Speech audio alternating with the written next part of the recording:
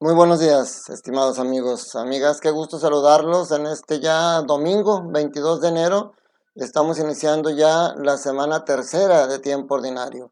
Rápido se va este tiempo, ya nos vamos a acercar a la preparación, a lo que es la cuaresma, pero bueno, hoy seguimos en este domingo meditando en la primera lectura el libro del profeta Isaías. Y en la segunda lectura veremos la primera carta a los Corintios, capítulo 1, versículos del 10 al 13 y versículo 17. Y en el Evangelio estaremos viendo Mateo capítulo 4, versículos del 12 al 23. Les agradezco su confianza, sigamos juntos, yo orando por ustedes y ustedes orando por mí, y juntos trabajando en la construcción del reino de los cielos aquí en la tierra, que es a lo que Jesús nos ha llamado. Y pues bueno, en la primera lectura del Evangelio, como siempre, son los que tienen un tronco común, tienen un tema en común, pero hoy tienen un vínculo muy claro. El vínculo muy claro es el tema de la luz.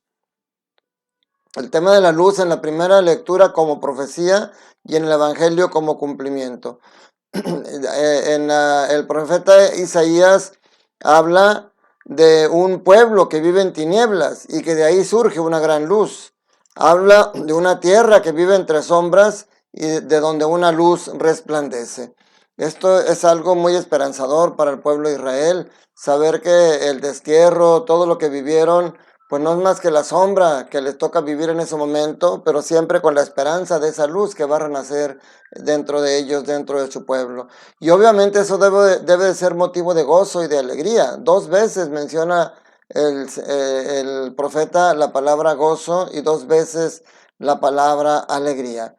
Engrandeciste a tu pueblo, hiciste grande su alegría. Se gozan en su presencia como gozan al cosechar, como se alegran al repartirse el botín. O sea, ese debe ser motivo de gozo y de alegría, la presencia de esa luz en nuestra vida.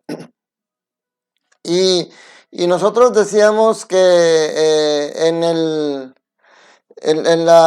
bautismo, nosotros veíamos, celebramos la Epifanía del Señor, después de esa luz que fue el nacimiento de Jesús, que esa es la luz que llega al mundo.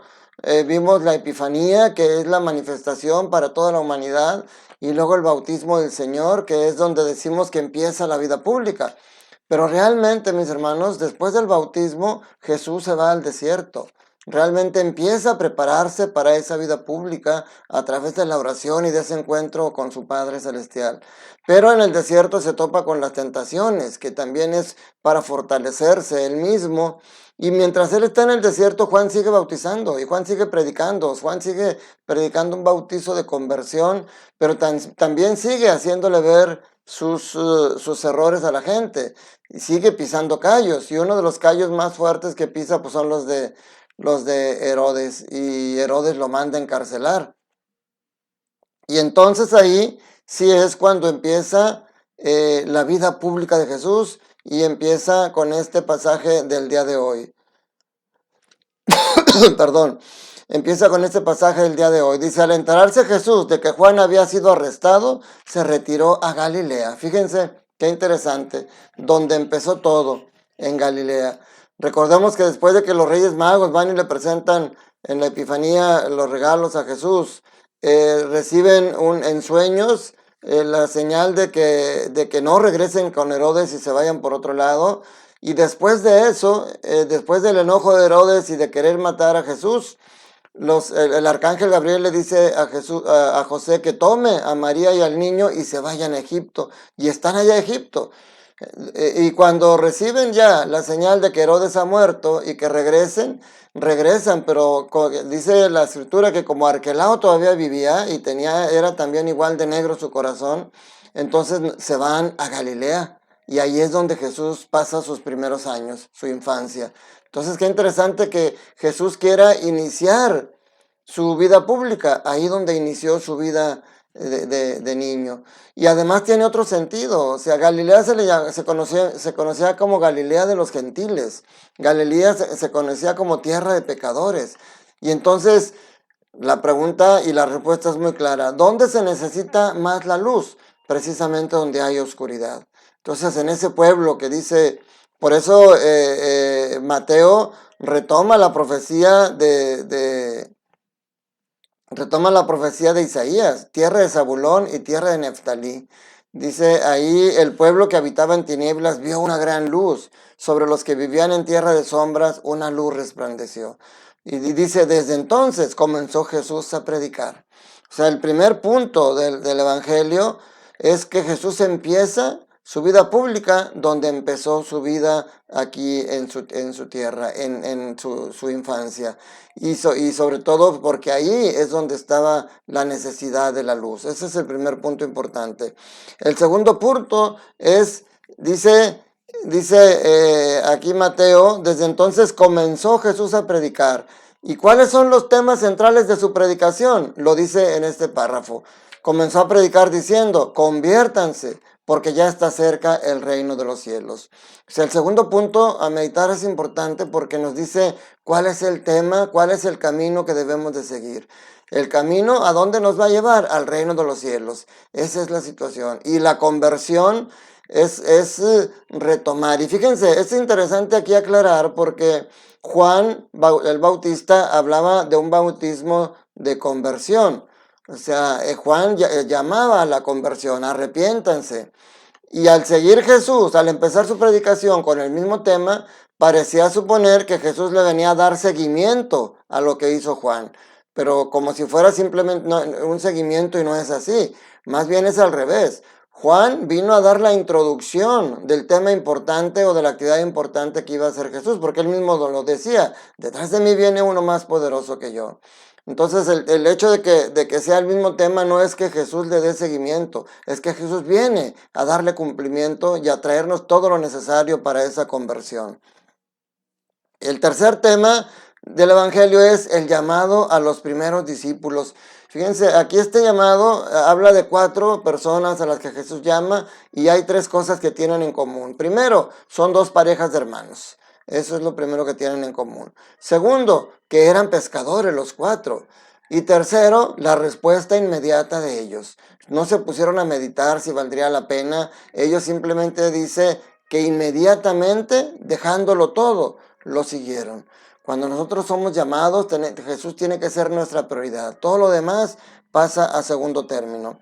Y el cuarto es que Jesús empieza su vida pública y aquí al final de lo que dice el pasaje del día de hoy, nos dice ya lo que va a ser la vida de Jesús, el núcleo central de la actividad diaria de Jesús del día a día. Dice, andaba por toda Galilea, enseñando en las sinagogas y proclamando la buena nueva del reino de Dios y curando a la gente de toda enfermedad y dolencia. O sea, el núcleo central de la vida de Jesús son 2 cosas. Una, la predicación del evangelio, traer la buena nueva, que incluso Jesús dijo, para eso he venido. Y 2, curar todas las enfermedades y dolencias. O sea, ¿qué significa? Atender a aquellos más necesitados. Y a eso estamos llamados nosotros, mi hermano, a predicar de palabra y con nuestro testimonio la palabra de Dios y sobre todo a no desentendernos de las necesidades de nuestros hermanos. Qué importante es que esa sea nuestra conversión. Y conversión significa dejar atrás una vida pasada y tomar un nuevo camino que nos lleve hacia la meta que realmente nosotros buscamos. Claro, eso no a toda la gente le gustó. Jesús tuvo gente que se impactó y que empezó a seguirlo. Cada vez crecía más la multitud de la gente que lo seguía, pero también había mucha gente que lo rechazaba.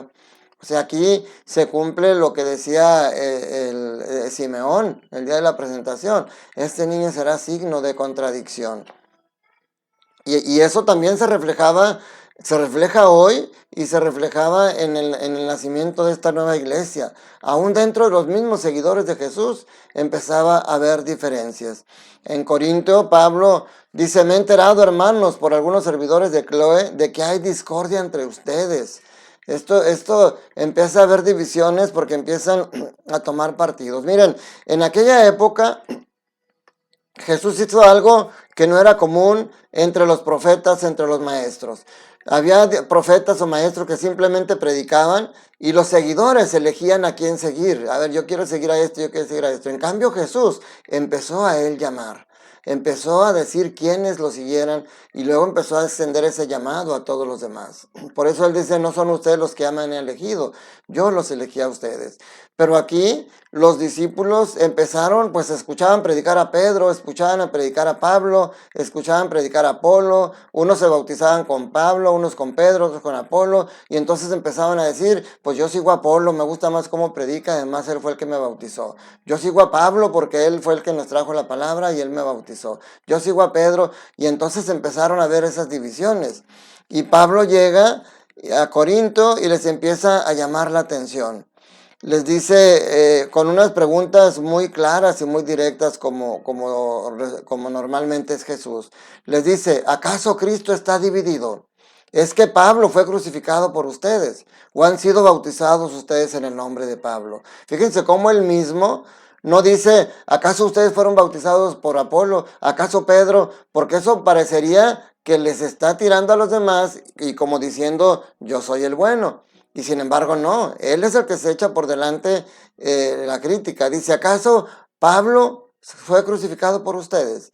¿Acaso han sido bautizados en el nombre de Pablo? O sea, realmente les deja ver que el seguimiento es a Cristo, que todos somos parte del cuerpo de Cristo y que somos instrumentos, pero para llegar a la persona, que las personas lleguen a Cristo. Y eso mucha gente hoy lo sigue confundiendo. Hoy hay personas que van a la iglesia, que van a misa, porque les encanta ese sacerdote, cómo predica, y yo prefiero venir a escucharlo a él. Y luego resulta que al sacerdote lo cambian de parroquia, y ahí van a seguirlo hasta la parroquia que van. Y luego después de unos años lo cambian a otra, y ahí va un grupo de gente nuevamente a él, y van cambiando de parroquia en parroquia según donde esté este sacerdote. Y entonces Pablo le preguntaría, ¿acaso ese sacerdote dio la vida por ti? ¿Acaso él fue el que se crucificó? Él te trae la palabra y él te trae el amor de Cristo para que sea a Cristo al que sigas. Y a eso estamos llamados. Hoy ese es el tema, una luz. Si tú vives en pecado, vives en tinieblas. Recuerda lo que te he dicho, no es lo mismo caer en el pecado. Sí, tú eres frágil, yo soy frágil y vamos a seguir cayendo en pecado. Pero mientras aumenta el conocimiento de Dios, mientras aumenta nuestro amor a Dios, por lógica disminuye la tendencia al pecado. No desaparece, pero disminuye porque ese es el camino a la santidad, estar en lucha en contra del pecado. Pero si tú ya vives en el pecado, si tú ya tienes otra familia porque fuiste infiel primero por una aventura y luego resulta que ya vives con esa persona una vida doble, pues cuidado porque estás viviendo una oscuridad, estás viviendo en un pecado con pleno convencimiento y con pleno conocimiento de causa. Si tú robas, si tú secuestras, si tú matas, si tú vives en el chisme, si tú vives maltratando a tus hijos, si tu conducta pecaminosa ya forma parte de tu vida, estás viviendo en la oscuridad. Pero hoy el Señor te trae la buena nueva en la palabra de hoy. La luz está en tu corazón. La luz ha llegado a tu vida y la luz quiere resplandecer y acabar con la oscuridad. Pero para eso tú tienes que darle respuesta. No tomar la iniciativa, porque la iniciativa la toma Dios. La iniciativa la toma Jesús por el amor que te tiene. Él te busca. Sí, Él sabe que eres cabezón. Sí, Él sabe que nosotros somos muy cabezones y a veces caemos en el pecado, pero Él también sabe que tienes la capacidad para levantarte de ese pecado y para poder seguir tu camino hacia la salvación. Esos son los dos temas de la predicación de Jesús, la conversión. Deja esa vida que no te lleva a ningún lado. Si para eso tienes que sanar tu corazón, si es necesario buscar ayuda humana, puedes buscar a un psicólogo, un consejero, pero sobre todo busca a Cristo. Él es el que puede sanar tu corazón para que puedas dejar atrás esa vida.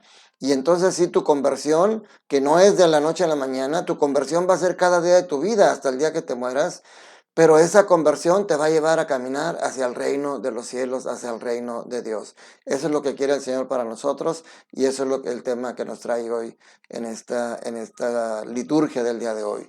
Te invito a que vayas a misa. No solamente te conformes con ver los videos en la televisión o aquí en los canales. Qué bueno que me hayas elegido a mí, pero no importa a quién elijas, qué bueno que también utilices estos medios de comunicación para seguir amando a conociendo a Dios.